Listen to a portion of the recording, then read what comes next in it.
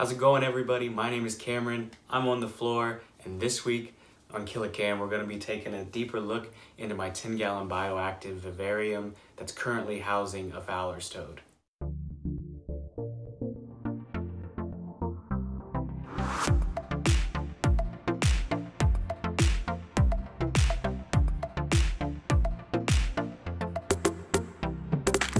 So this is just a traditional 10-gallon aquarium that has been converted into a vivarium. I created a couple of different layers of substrate, starting with a drainage layer. I used some larger rocks and some river pebbles in order to let the water drain down into that and keep it from mudding up the actual substrate too much. I then used a barrier layer to keep the substrate out of the rocks, which came from a 100% cotton air conditioning filter. The actual soil layer was made up out of a couple of different things. I used some organic potting soil as well as some sphagnum moss. I used some ground up cork bark that I had found at my local pet shop. I have also some reptibark in there, as well as some magnolia leaves, some banana leaves, and some oak leaves. I do have to keep replenishing the biodegradables such as some sphagnum moss and the leaf litter and the reptibark. I do have a cleanup crew in here that loves to munch on that stuff. I started off by seeding the entire aquarium with a culture of springtails that I had got from my local pet store. And I let those cultivate in there for about 2 months. I then went outside and field collected some of my own isopods here from Indiana and put those in here as well. When I first had this thing set up, it was planted pretty heavily because it was intended for some dart frogs.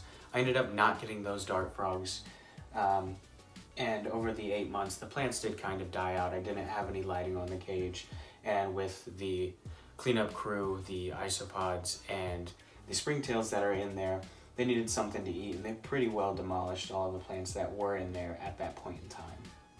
Since then, I have decided to revitalize the cage and brought in a couple of new things.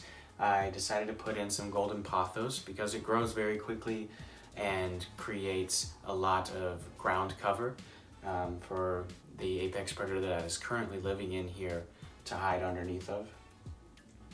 And then I also have some pennywort that's just growing over here by the water dish, and I really like the way that the pennywort is starting to take over the water area. And then I just have some common bluegrass that is growing in here. As you can see here in the back, I do have a large piece of mopani wood, and I think that really helps bring in some of the natural aspect of this cage. On that mopani wood is a lot of sphagnum moss has been tucked in there. Not as much as there was when I first had this set up because, again, the cleanup crew loves these biodegradable type things, and they really did a number on the biodegradables that I had in there. Since resetting up this cage, I did add in some more leaf litter, some more banana leaves, and some more oak leaves. And I also added in a little bit more reptibark. I do have some frog moss around the water dish, which you can see that the isopods are really just devouring it as we speak. There's probably about 30 baby isopods on this one piece of moss at the time of recording, but I'll try and find a clip of footage to put in here for you guys when there was easily probably 100 baby isopods there on that piece of moss. You can see now that even the springtails are breeding. A real good way to get springtails to breed in your bioactive enclosures is placing a leaf right over the top of your water dish, and this will provide two things. It'll let the springtails grab onto something. They also like to breed in water, which is a lot of times why you'll find springtails cultures coming in charcoal with a little bit of water. And then it also allows the springtails to eat the leaf that's there in the water, so they really never have to leave that breeding site, and it really just booms your springtail culture. You can see here in the back, this is my Fowler's toads chilling out near the warm spot of the cage. In the back, I do have a heat mat, just a small, like 5-gallon size heat mat, and it just brings that back corner up to about 85 to 88 degrees, and that's really all Fowler's toads need. They're a very temperate species where they don't live in too many extremes. I do have a big boulder in here. I like that boulder. That is a nice boulder. And that just helps break up some of the sight lines that are in the cage for the apex predator, the Fowler's toad. You can see that there is some sphagnum moss growing on top. Kind of struggling, but still also kind of alive at the same time. If you flip forward this piece of Mopani wood, you will see quite a number of the isopods, and that's where they really like to be. They have a nice hideout back there, as well as being able to munch on that wood. When going into building a bioactive enclosure, you have to kind of change your mindset from being a reptile keeper into being a terrarium keeper, and there's a lot of aspects that you have to balance out. You know, if you have too many isopods and springtails in your cleanup crew, then eventually you'll get a crash and you'll lose off a large majority of those, especially if you don't have enough biodegradables or fecal matter from your apex predator going into the system for the cleanup crew to feed on. It can be quite challenging. Also, without enough of those biodegradables or fecal matter, your isopods and springtails may start munching on your plants, which is not a terrible thing, but it's not great for the aesthetics of the caging, so you do want to make sure that you have a good balance of everything in here.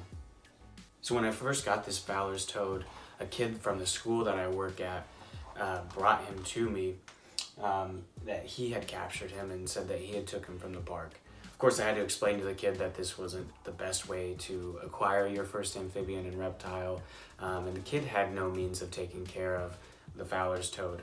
I knew that I had this spare bioactive cage set up, so I thought, you know, I'll bring him home and I'll just redo the cage a little bit for him. So I also mixed in a little bit of sand into the original mix. If you know anything about Fowler's toads, they really do like a sandy kind of loamy substrate, and I think he's doing pretty well in here. He digs burrows every day, comes out during the night, and really is just living his best life. Fat and happy, especially compared to when the kid first brought him to me about 2 months ago. So up top, I do just have a standard under the counter light. It's bright enough to grow my pothos and my pennywort, which both of those are fairly low light plants anyways. And the grass really just grows in any condition as long as you give it water. Wow, pure water. So it is a lower light system, but I kind of like the way that the shadows fall on the cage, and I'm really happy with it. And that's all I've got for you guys today. I really thank you for watching today's video. If you enjoyed it, please hit the like button because you know I need those kinds of things, and stay tuned for next week's video because we're starting a pretty big project that's probably going to take up 2 or 3 episodes for something also pretty big that's going to be coming here in August. See you guys then.